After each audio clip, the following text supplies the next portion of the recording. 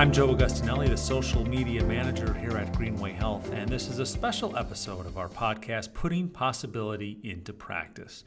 And on this episode, I am joined by Jamal Wilburg, who is the Director of Customer Experience Management at Greenway Health. Now, typically on our podcast, we'll discuss different products and services at Greenway Health and how they can assist you and your team at your medical practice. But on this episode, as this is being uploaded in July of 2018, I'll be talking to Jamal, who is a 2018 recipient of the Tampa Bay Business Journal Heroes at Work Awards, to talk about not only his service to our country, but also his time here at Greenway Health in the community and how his service to our country has transferred now to his professional career. First, Jamal, thank you for your service and for taking time today to record this podcast. Joe, thanks for having me. Let's first talk about your service. You spent 12 years as a member of the United States Army. What influenced you first to want to join the service? And, maybe what advice would you have for younger folks who are facing that decision, maybe in high school or even maybe if they're in college and they figure out this college thing isn't for me and exploring the service route?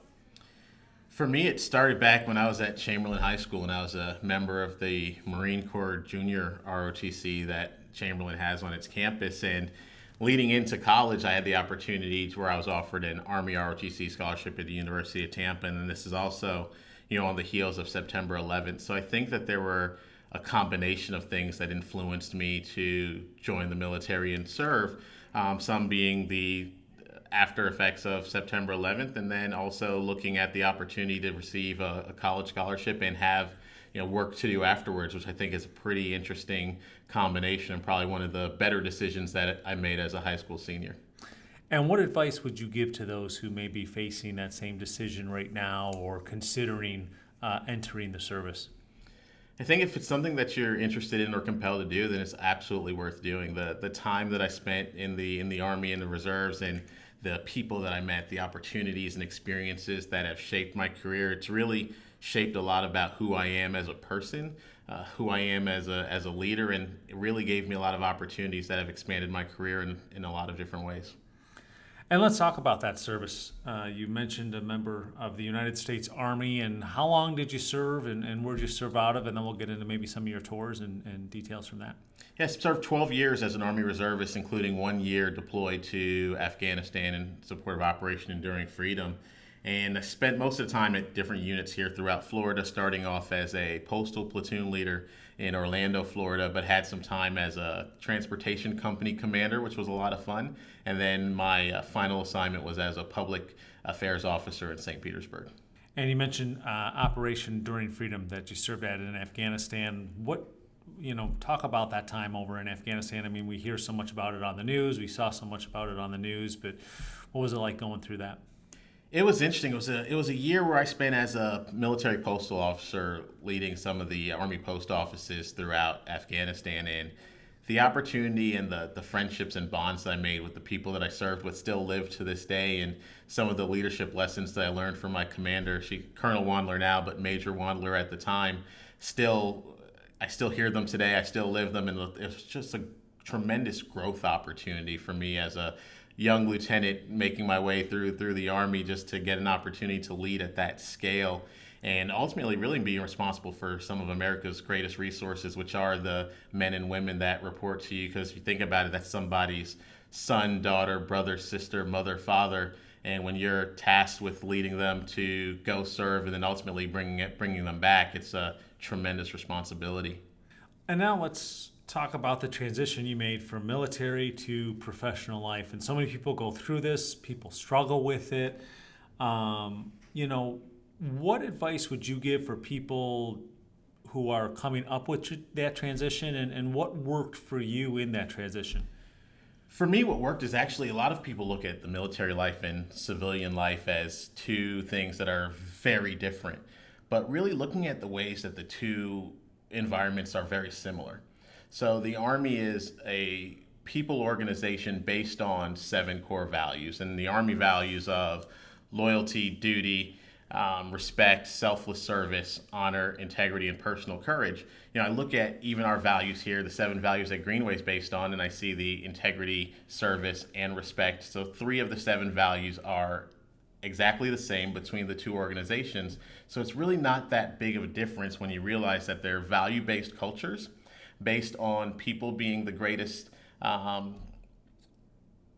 resource within both organizations. So the people drive Greenway to be what we are and what we aspire to be, and it's the same thing in the Army when you're leading people to accomplish a mission or a goal. So I think the very first thing is not looking at the 2 at how different they can be, but really seeing that the essence and the culture can be very similar. Now, one of the differences is in the military, through the uniforms and the rank and the name tags, you can walk into a room and get an idea of someone's resume just by looking at what they're wearing, because you can see their rank, you can find out their name, and you can get an idea for how long they've been in the organization, what they've accomplished, where they may have deployed to by looking at ribbons and things like that. Whereas in the civilian world, you walk into a room and everyone's dressed professionally, and you may not know who's who. There's no direct name tags to look at. So I think that's one of the differences, and you adjust to learning how to interact with other different with different people in the room. This month in July, you'll be one of 9 honorees by the Tampa Bay Business Journal as a hero at work. Talk a little bit about what it means to be recognized, not only for your work in the service, but work here in Greenway and your work in the community, which we'll touch on. Yeah, it's a tremendous honor to think about all of the veterans that are doing great things at all the different businesses in the Tampa Bay area. To be one of 9, I don't know that it's something that's really completely sunk in, but it's definitely an honor to be there. But I really look at it as it's an honor that has my name on it, but there's so many other people that go into that. There's my family supporting me during the time that I was serving. There's all the soldiers and leaders and mentors that I had while I was in the military, and then even down to high school ROTC instructors and college instructors, and all these people that create these events and these lessons that lead into developing into who I became. So it's more of not always having a way to say thank you to those people and to honor them, but rather receiving that in a way that says, hey, all that time and effort and those things is leading to me allowing to help other people as well. And then even all the people I work with here at Greenway, it's not just a Jamal Wilburg award. I think it's for a lot of people.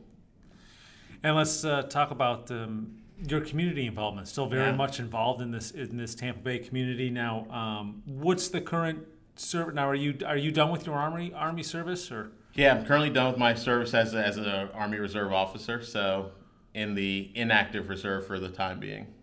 And talk a little bit about your community involvement. You're involved in a lot of organizations here, still giving back to the Tampa Bay area. Yeah, I volunteer a lot throughout the Tampa Bay area, mostly with my fraternity Phi Beta Sigma, as well as we participate, whether it's in March for Babies, raising money and awareness for March of Dimes, or whether it's events for the American Cancer Society, whether it be a breast cancer walk, Relay for Life, or all those other areas.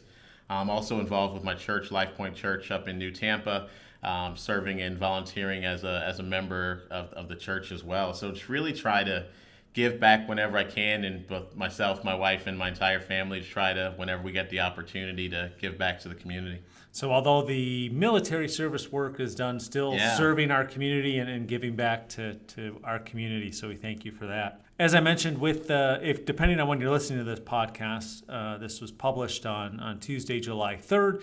So either you're listening prior to the 4th of July, or you may be listening a little bit after the 4th of July. What do these holidays, and I'm talking Memorial Day, Independence Day, Veterans Day, what do they mean to you? And do you have any special traditions that you still take part in on any of the patriotic, if you will, federal holidays?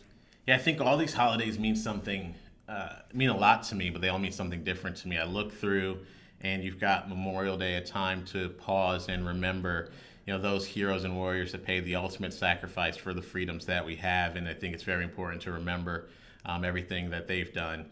You've got Veterans Day, where we're thanking those that have ever served for putting on the uniform and volunteering. The idea of having a volunteer military and all those sacrifices between the service members and their families to go through and allow them to serve. And then also there's Armed Forces Day where we recognize all of our service members that are currently serving. And then there's the 4th of July, an opportunity where we look back at just our nation and the idea of independence and going back to where this nation came from and everything founding. You talk about traditions.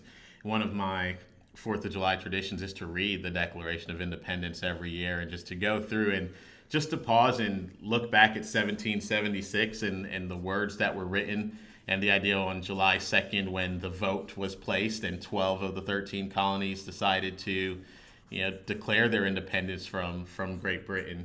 And just reading through those words, and I think we all think about that at the beginning of that second paragraph where we hold these truths to be self-evident, that all men are created equal, and just going through and thinking about what America means and enjoying the time with family, whether it's fireworks or all these other things, because that's really where it all ties back to.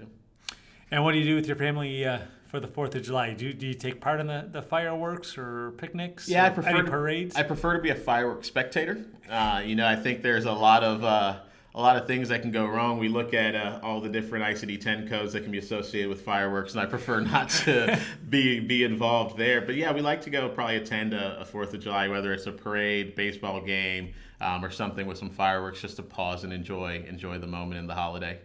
Well, I hope you have a great Independence Day with your family and the community. Again, we thank you for your service, and I do thank you for taking time out of your day to appear on our podcast. Awesome. Thanks, Joe. Glad to be here. And once again, that was Jamal Wilburg. He's the Director of Customer Experience Management here at Greenway Health. And as I mentioned on the intro, he also served in the United States Army for the past 12 years. He has wrapped up his service there. And later this month in July, Jamal will be one of 9 honorees at the 2018 Tampa Bay Business Journal Heroes at Work Awards. So be sure and follow Greenway on social media. We're on Twitter at Greenway. We're also on Facebook at Greenway Health. Also, you can find us on Instagram, YouTube, and on LinkedIn. We'll have coverage of that luncheon awards later in July when Jamal is saluted for his service to our country and our community. Once again, Jamal Wilburg, the Director of Customer Experience Management here at Greenway Health, joining me on today's podcast. I'm Joe Augustinelli, Social Media Manager at Greenway Health, and this has been another episode of Putting Possibility into Practice, the podcast from Greenway Health. I invite you to subscribe either on SoundCloud or you can find us in the Apple iTunes Store and on Google Music. Thanks again for listening.